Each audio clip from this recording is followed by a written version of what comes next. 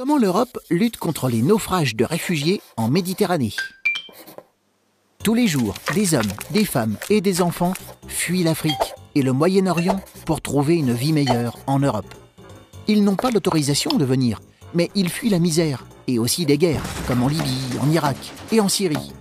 En 2014, 219 000 personnes ont réussi à traverser la Méditerranée pour rejoindre l'Europe. Mais beaucoup d'autres ne sont jamais arrivés à destination.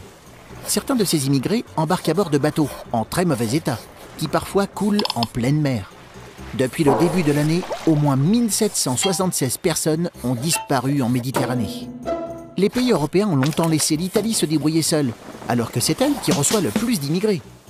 L'île italienne de Lampedusa, qui accueille une grande partie de ces immigrés, n'est ainsi qu'à 167 km des côtes de la Tunisie.